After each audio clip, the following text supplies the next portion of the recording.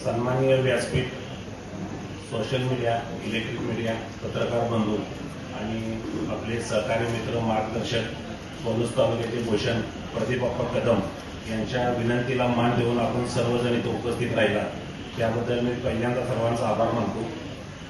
प्रदीपप्पा, मोदी सरकारचे 12 वर्षाच्या वचनपूर्तीला आज तुम्ही पलूस कडेगाव मतदारसंघातील ज्या लोकांनी या विभागासाठी चांगलं काम केले त्याचा जे आपण सत्कार आयोजित केला त्याबद्दल आमच्या पलूस शहराच्या वतीनं आम्ही तुमचं पहिल्यांदा आभार मानतो।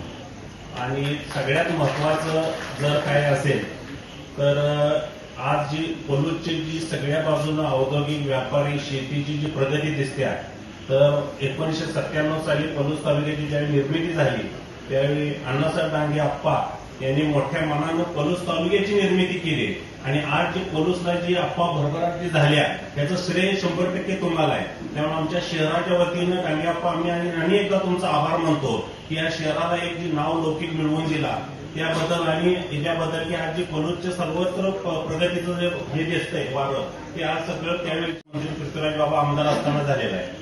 आता विषय राहतोय की आता मोदी सरकारच्या सगळ्या योजना आपल्याला सांगितले, मान्यवरांनी बऱ्यापैकी यातलं पहिले बोलून गेलेत, आमचे नेते पृथ्वीराज बाबा बोलून गेलेले आहेत।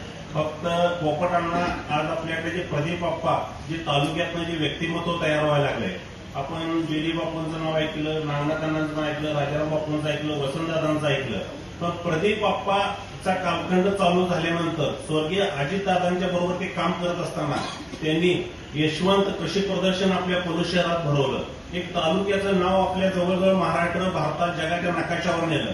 यशवंत कृषी प्रदर्शन भरवण्याचं त्याच्यातलं जे सक्सेस काम होतं ते प्रदीपप्पांच्या रूपानं झालं।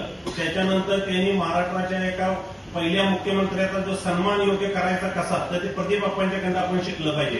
त्यांनी आज महाराष्ट्राचे भारताचे उपपंतप्रधान म्हणून जे पद भोवलं त्या माणसाच्या नावानं यशवंत फेस्टिवल सारखं मोठं प्रदर्शन पलूस शहरात भरवलं आणि पलूसचं नाव नव्हतं तर आपल्या तालुक्याचं झालं, तालुक्याजवळ जिल्ह्याचं नाव झालं। तर प्रदीपप्पा, तुम्ही हे जे काम हाती घेतलेलं आहे, तुमची सगळी टीम, त्याचबरोबर हे सर्वजण तुमचे सहकारी आणि तुम्ही येतोच अशा महायुतीमध्ये काम करत असताना समाजातल्या तळागाळातल्या तुमच्या टीमचं जे जनसंपर्क कार्यालय आहे तिथून जी गोरगरिबांची कामं होते, आप्पा तुम्हाला सदैव आमची प्रत्येक ह्याच्यासाठी साथ राहील। आज प्रत्येक जण आप्पा तुमच्या जवळजवळ तुमचा देवराष्ट्राचा कार्यक्रम बघितला, अंकुरकोपचा कार्यक्रम बघितला, पलूसचा बघितला, कडेगाव पलूसमध्ये तुम्ही जी विधायक काम हातात घेतले त्याबद्दल आज पलूस शहराच्या वतीनं आणि पलूस तालुक्यातील सर्व जनतेच्या वतीनं मी तुमचा आप्पा आभारी म्हणतो। इतर आम्हाला बोलवलं, सर्वांचा विशेष सन्मान केला, बोलायची 2 मिनिटं संधी दिली त्याबद्दल मी आप्पा तुमच्या सर्व टीमचा आभार मानतो। जय हिंद, जय महाराष्ट्र। धन्यवाद।